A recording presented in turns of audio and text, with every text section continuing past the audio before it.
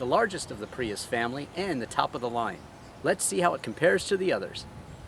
While it is definitely larger, it still sticks to that recognizable Prius shape.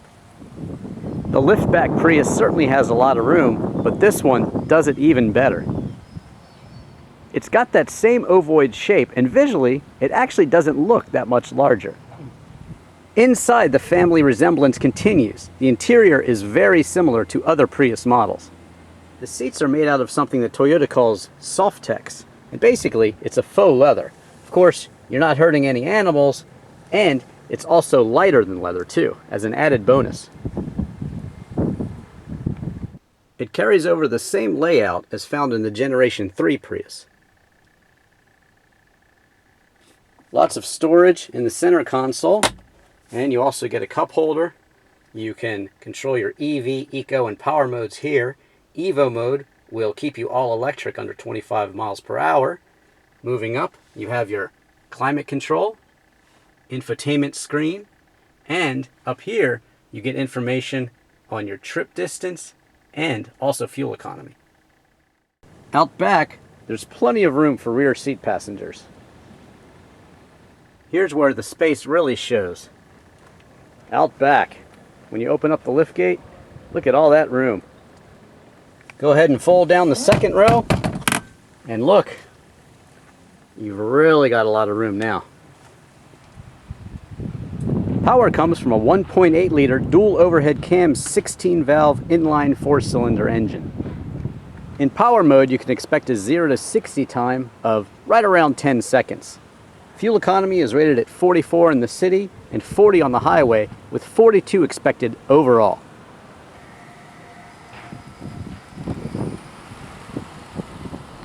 So what Toyota is doing with the Prius is they're building a family.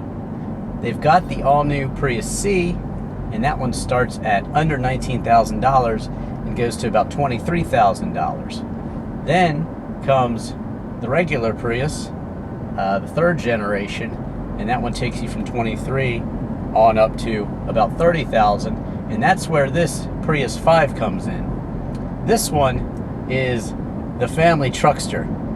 Now, it's larger, so it's not quite as fuel efficient, but it does get 44 miles per gallon in the city and 40 on the highway. This one, like I said, starts at $29,900, but as equipped with all the bells and whistles, navigation, you name it, it's got it, and you're still out the door at $36,000 or so.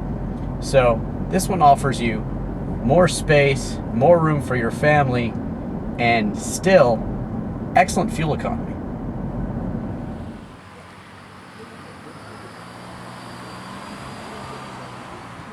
Well, in terms of handling, obviously because of its size, the Prius 5 is at a slight disadvantage, but it does feel similar in everyday driving to something like a Mazda 5. Of course, you'll be getting a lot more fuel economy in this one. And it also has safety features, like when you're traveling with the cruise control on and there's a car in front of you that cuts you off or slows down abruptly, well, this will slow you down too.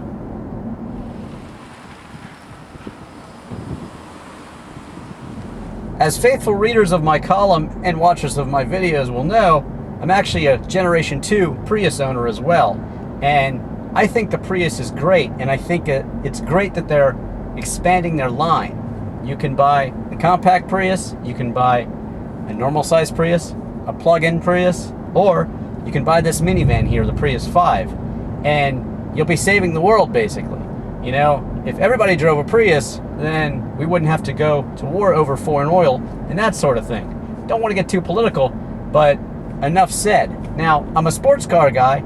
I love sports cars, and hey, I have a Porsche 911. Great sports car, the quintessential sports car. But there's no reason I can't drive the Prius all week in my daily driving, and I do.